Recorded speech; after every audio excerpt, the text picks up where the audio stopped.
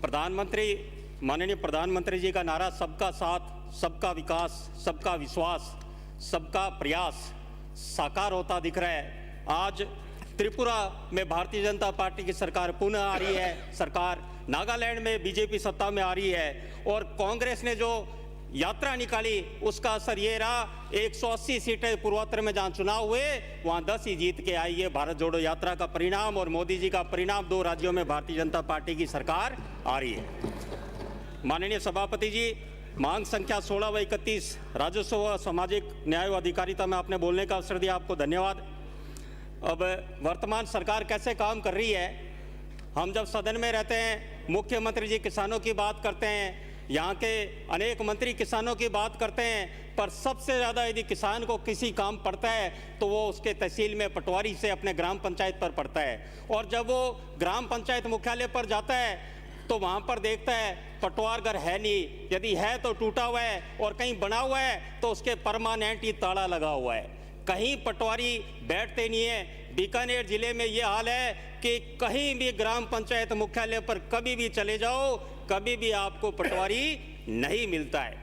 और बात करते हैं किसान हित की, किसान बजट की बात करते हैं, और पर सबसे ज़्यादा किसान को जब काम पड़ता है पटवारी उसे मिलता नहीं। और हालत ये हो गई है इस वर्तमान सरकार आने के बाद कि इतना भ्रष्टाचार पनप चुका है कि पटवारी भी असिस्टेंट गांव में रखने लगे हैं। पहले उसके बाहर असिस्टेंट से मिलो, फिर वो पटवारी के पास जाओ। ये हाल इस वर्तमान में कांग्रेस हितैषी सरकार के कारण हुआ है। और इसमें मंत्री जी के आगे भी अनेक बार बात कही, पर कार्य कुछ नहीं हुआ, क्योंकि ये सरकार घड़ियाली आंसू किसानों के नाम पर कर रही है। और वो नतीजा उत्तर पूर्व में है, वैसा ही नतीजा पश्चिम में भारत के आने वाला है दिसंबर में। मैं माननीय सभापति जी एक बात निवेदन करना चाहूँगा कि हमारे लूणकंसर क्षेत्र में राजनीतिक रसूखदारों, अधिकारियों और पटवारियों से मिलकर ऐसी बंदरबाट हुई है कि हमारे ग्राम पंचायत लूणकंसर के रीको व औद्योगिक क्षेत्र व मंडी विकास समिति के क्षेत्र के समीप जो खसरा नंबर 1047, जिसका पुराना 730/975 है, जिसमें अराजी राज रकबा 812 बीघा है, उसमें 290 बीघा का नियम विरोध राजनीतिक रसूखदारों, प्रशासनिक अधिकारियों व पटवारियों की मिलीभगत से 300 करोड़ का घोटाला हुआ है। इसकी मैंने कलेक्टर को, मुख्यमंत्री जी के आगे कर दिया। और ये वो इलाका जहां पर महाजन फील्ड फायरिंग रेंज के नाम पर आवंटन का खेल चल रहा है बीकानेर में, ये वो माननीय सभापति जी MFFR का आवंटन है जिसमें कांग्रेस के वो जीजा जी है, जिनके ऊपर ईडी की रेड भी पड़ी, जिन पर आज भी वो बेल पर मुकदमे में बाहर है, जिन्होंने किसानों की हजारों बीघा भूमि एक कंपनी बनाकर उसका आवंटन कराया, आवंटन कराकर उसको बेचा। इसकी जांच करनी चाहिए। और इस तरह का ये गोरख धंधा बीकानेर में महाजन फील्ड फायरिंग रेंज के नाम के आवंटन पर चल रहा है। माननीय सभापति जी, अभी पुगल, कोलायत, बज्जू व खाजूवाड़ा में हजारों बीघा भूमि MFF के नाम पर आवंटन की गई है पिछले 2 वर्षों में। और आपको जानकर आश्चर्य होगा सभापति जी, माननीय मंत्री जी बैठे हैं, कल्ला जी बैठे हैं, वो भूमि कहां पर आवंटन की गई MFR के नाम पर? वो की गई जहां पे खनिज क्षेत्र में, जहां पर उसका आवंटन नहीं किया जा सकता, और वहां पर खाने हैं बिना, जहां पे नीचे मिनरल्स है कोलायत में और उस जगह, और उस कई जगह तो उस भूमि को 1 साल बाद ही बेच दिया गया है। हजारों करोड़ों का यह घपला बीकानेर में किया गया है। और जब जब कांग्रेस सरकार आती है, पूर्ववर्ती कांग्रेस सरकार जब 2008 से 13 में थी तब भी MFFR के नाम पर घोटाला हुआ, और अब सरकार आई, पिछले 4 वर्ष में आपने महाजन फील्ड फायरिंग रेंज, उन किसानों की जमीन जिन बेचारे 34 गांव के किसानों ने देश के लिए फायरिंग रेंज के नाम पर पुनर्वासित हुए, उस जगह को छोड़कर माइग्रेट किए, वो आज भी इधर उधर धक्के खा रहे हैं। उनकी भूमि को लोगों ने फार्म लेकर और वहां पर करोड़ों अरबों रुपए कमाए हैं। दिल्ली से वो रॉबर्ट वाड्रा वहां पर आकर जमीनें ली, उसने जमीनें ली और उसका नाम ईडी में आया। ये MFFR नाम। सभापति महोदय, जो इस सदन के सदस्य नहीं है उनके बारे में क्या उन्होंने नोटिस? आप अडानी सदस्य हैं क्या? अडानी सदस्य हैं? अडानी सदस्य हैं? अंबानी सदस्य हैं? नहीं, अडानी अंबानी सदस्य है क्या? नाम इन्होंने लिया है। नहीं, आप ये कैसे बोल रहे हो? अडानी अंबानी सदस्य है? अडानी अंबानी सदस्य है? मेरी बात नहीं सुन तो लो आप रॉबर्ट वाड्रा क्या है? जो जमीनें ली गई है उसमें अधिकांश लोग भाजपा के हैं, कोई भी हो, और आप कई लोग भाजपा के लोग दिवंगत हो गए, उनके नाम से जमीनें ली गई और 5,000 10,000 रुपए बीघा की जमीनों को उन्होंने करीब 90,000 70,000 में उनको बेचा। मंत्री जी, उन्होंने कोई गड़बड़ नहीं की है। जिनका मंत्री- इन्होंने नाम लिया है उन्होंने 1% गड़बड़ नहीं की है। गड़बड़ की है भाजपा के लोगों ने। तो और आप- उन्होंने अपनी आप- जमीनें भूमिहीन बनकर आप ली मंत्री जी- है और उनको बेची है। आप उसका- मंत्री जी जिन्होंने करे टैक्स उनके से खिलाफ पेमेंट जांच हुआ कराओ। है, सुनिए, एक बात रजिस्ट्री हुई है, कोई अरे बैठिए 1% कोई घोटाला बैठिए, उन्होंने एक नहीं बात सुनिए, किया। मंत्री जी घोटाला बोल रहे करने वाले आपकी पार्टी के लोग हैं। प्लीज हो गया आपका। मंत्री जी ने जब बात की तो मुझे भी एक बात कहनी है। सभापति महोदय, मंत्री जी ने जिस शख्स का नाम लेकर कहा वो सारा मामला न्यायालय में चल रहा है और इन्होंने कहा कि भारतीय जनता पार्टी के लोगों ने वो जमीन खरीदी है उन जीजाजी से। तो एक मेरी मांग है, सरकार कमीशन बना दे, अभी दूध का दूध पानी का पानी हो जाएगा। मंत्री जी, चोर की दाढ़ी में तिनका है, चोर की दाढ़ी में तिनका। कोई तिनका नहीं है। लोग मिले हुए हो, भाजपा जमीन लूटते हो। भाजपा के लोगों ने भूमिहीन बनकर जमीनें ली और उनको बेची। ये कहा है मैंने। रॉबर्ट बडेरा ने और उसके परिवार की स्काई लैब कंपनी ने जमीन नहीं खरीदी है। तो आप इस्तीफा दो या मैं इस्तीफा देता हूँ। उन्होंने आइए फिर बात करें, मेरा इस्तीफा लो या आप इस्तीफा दो। मैं भी आपको चुनौती चलो, मैं देता बात- हूँ कि उन्होंने भूमिहीन बनकर जमीन नहीं ली है। भूमिहीन बनकर जमीनें ली है भाजपा के लोगों ने और उनको बेची गई है। माननीय मंत्री जी, उसका कैश चेक से पेमेंट दिया गया है, रजिस्ट्री का पैसा पूरा दिया गया है। माननीय मंत्री जी, वो आपको पता था उस समय वहाँ सोलर प्लांट आने वाले हैं, माइंस की इंडस्ट्रीज आने वाली है, पहले भूमि ली गई। यही तो भ्रष्टाचार है, यही तो हम आरोप लगा रहे हैं। उस समय आपके कांग्रेस सरकार थी और ये भ्रष्टाचार राजस्थान में आपकी सरकार आप नाम थी, बताएं। तब आपने आवंटन किस-किसने कराया। जमीन ली और बताओ। महाजन फायरिंग रेंज में आप माइंस बताओ। वाली जगहों में आपने कराया। मेरी बात सुनो, ये दो हकीकत है। बीजेपी के नेता दिवंगत हो गए, जो उन्होंने आप जमीनें कार्रवाई ली, करो, आप जिसके उन्होंने खिलाफ बेची। हो, कार्रवाई करो। कार्रवाई क्यों नहीं करते बढ़ाओ आप? कमीशन, करो हिम्मत, बढ़ाओ कमीशन, बढ़ाओ जांच। किस मैं कांग्रेस- प्रस्ताव करता हूँ हाँ। आप बताओ। और कोलायत के अंदर आप बताओ कि किस कांग्रेस के नेता ने जमीन ली, बताओ। एक अभी नाम बताओ। प्रस्ताव का मैं आओ। और आप जो ये बात कर रहे हो, आप आप कमीशन बताओ। बैठाओ। आपके मंत्री वहां के कोलायत के सारा आवंटन कराया गया। अभी वर्तमान आप में बताओ। सीधा सदन में कह रहा हूं, आप आप बताओ। जांच कराओ। मेरी वहाँ पे 7 अभी पीढ़ी में वर्तमान मंत्री जो मेरी कोलायत के 7 पीढ़ी विधायक में हैं, 1 बीघा भी जमीन ली है तो बता दो आप। किसने? हमारे परिवार में। आपका नहीं कह रहा, मैं कोलायत के मंत्री का कह रहा हूं। आप सुनिए, कोलायत के मंत्री, आप जांच बैठाओ। महाजन फील्ड फायरिंग रेंज पर माइंस वाली जगह पे आवंटन हुआ या नहीं हुआ, और आप जांच बैठाओ। मंत्री आप बीकानेर को आपको वहां बैठाता हूं। भाजपा के पूर्व विधायकों के नाम से आप जमीन ना घुमाओ। आप जमीन ये बनकर कहो ली गई कि या नहीं कोलायत ली के गई। विधायक, उनके रिश्तेदार, वर्तमान ऊर्जा उनके मंत्री, कार्यकर्ताओं के नाम जमीनें ली गई और जमीनें लेकर के और फिर ऊंची कीमतों पर उनको ठगा गया, बेचा गया उनको। माननीय मंत्री महोदय, प्लीज बिराजी, अब इस पे कोई चर्चा नहीं होगी। आप अपने सब्जेक्ट पे है, मैं अलाउ नहीं करूंगा। किसी का अंकित नहीं होगा। नहीं, अंकित क्यों नहीं होगा sir? Please please please please बिराजिए आप, प्लीज बिराजिए। आप किसकी पैरवाई करते हो? रॉबर्ट बडेरा की, जीजाजी की पैरवाई करते हो? दुनिया जानती है क्या किया उन्होंने। 7 पीढ़ी में कोई नहीं बता सकता कि एक दिन जमीन भी ली है हमने। बताओ आप कोई। माननीय मंत्री महोदय बिराजी, प्लीज प्लीज, किसी का अंकित नहीं होगा। बहुत से ज्यादा माननीय सदस्य बोलने वाले हैं। आपकी इस डिबेट में कहीं उन लोगों का जो है वक्त जय हो रहा है। मैं रिक्वेस्ट करूंगा दोनों पक्षों से, कृपया आप सब्जेक्ट में प्लीज। श्री सुमित माननीय गोदारा। माननीय सभापति जी, अंकित क्यों नहीं होगा? मेरा निवेदन ये है, जब अडानी अंबानी की बात करते हो तो इनका क्यों नहीं अंकित होगा? किसानों की जमीन गई है, किसानों का रिकॉर्ड पे तो आना चाहिए कि किसानों के साथ क्या अन्याय हुआ है। रिकॉर्ड पे तो ये बात लीजिए। और जब मंत्री जी खुद कह रहे हैं क्या उन्होंने कंपनी बनाकर जमीन ली है, तो खुद स्वीकार कर रहे हैं क्या जमीन तो ली है। माननीय ये सदस्य खुद स्वीकृत कर रहे हैं। इस विषय अलग हटिए, आप इस विषय से क्यों आमंत्रित कर रहे हो आप? राजस्व का ही विषय है साहब, राजस्व का। महाजन Please, field please. Firing range राजस्व विभाग द्वारा ये आवंटन किया जाता है।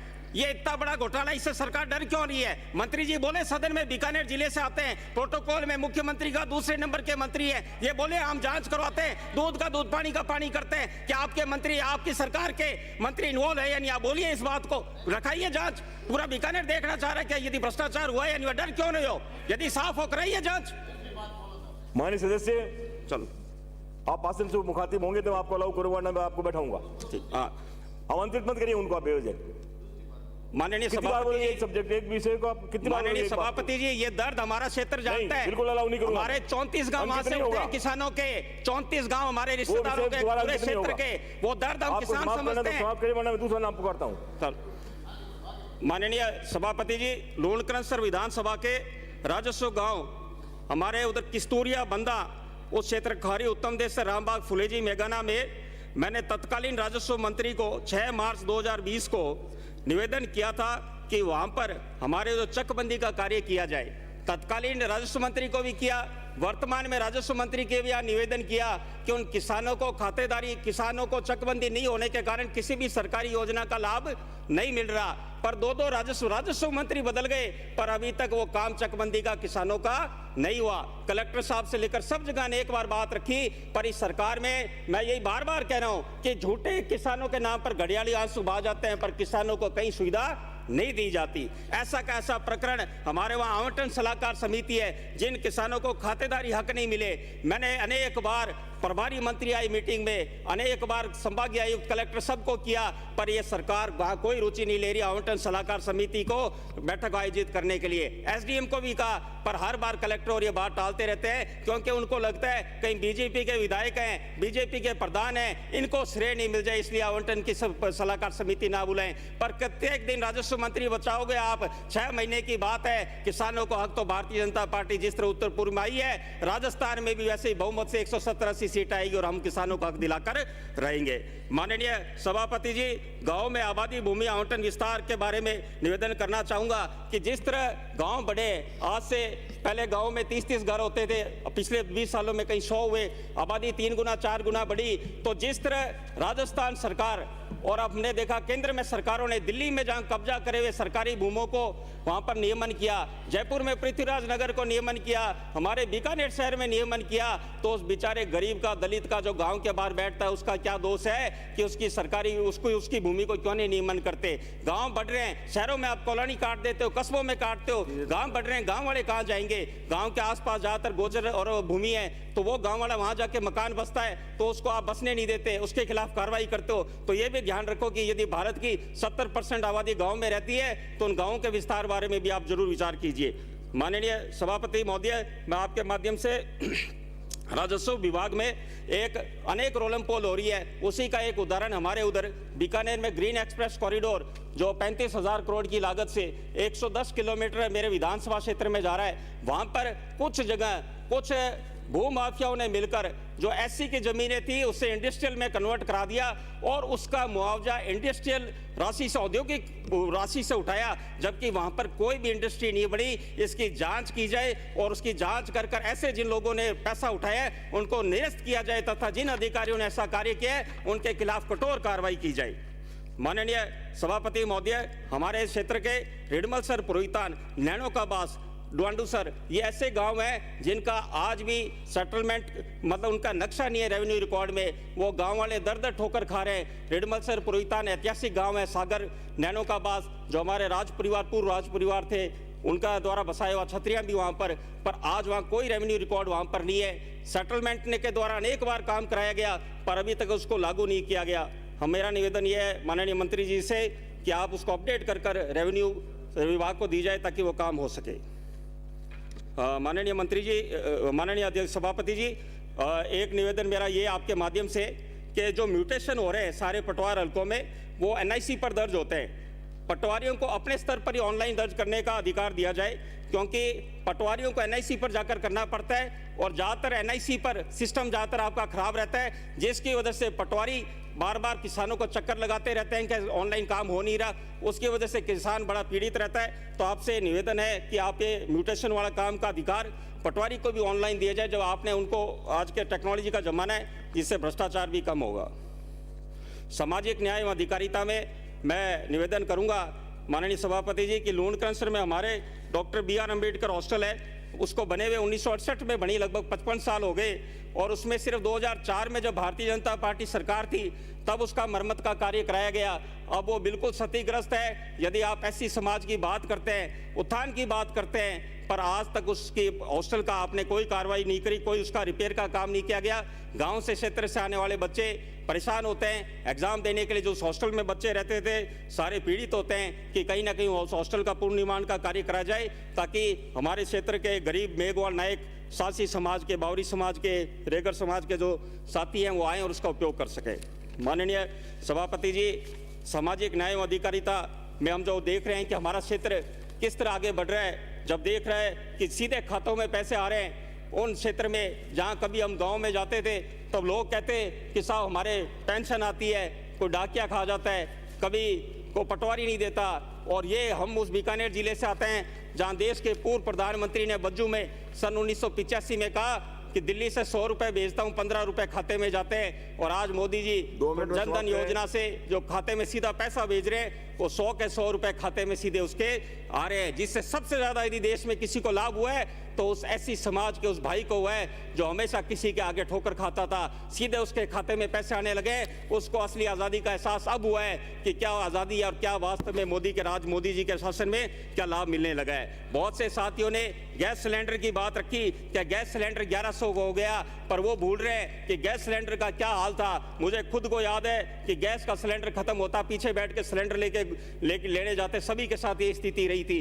जब 1998 में जो वाजपेयी जी की सरकार आई और सुषमा स्वराज जी उस समय मंत्री थे, 6 साल लोगों के घरों में आके गैस के सिलेंडर देने लगे थे, और फिर 2004 में वापस मनमोहन सिंह जी की सरकार आई तो कांग्रेस की सरकार, जो कि ब्लैक के लिए हमेशा जानी जाती है, कंट्रोल के लिए, ये वही सरकारें रही कांग्रेस की जिन्होंने देश में सीमेंट के लिए भी लाइसेंस राज था, स्कूटर खरीदना था तो भी लाइसेंस राज, चीनी खरीदनी थी तो भी लाइसेंस राज। 1991 में नरसिम्हा राव जी ने देश को इकोनॉमिक लिबरलाइजेशन तो लेकर आए, पर इन कांग्रेस के साथियों को उनका नाम लेते हुए शर्म आती है। 5 साल ही नरसिम्हा राव जी रहे, 5 साल ही राजीव गांधी जी रहे, पर नरसिम्हा राव जी का नाम कोई नहीं लेता, राजीव गांधी जी का हर जगह लेते हैं। पर हम जिस व्यक्ति ने अच्छा काम किया उसकी प्रशंसा करते हैं, वो इकोनॉमिक लिबरलाइजेशन लेकर आए तो देश आगे बढ़ा, देश आगे बढ़ा।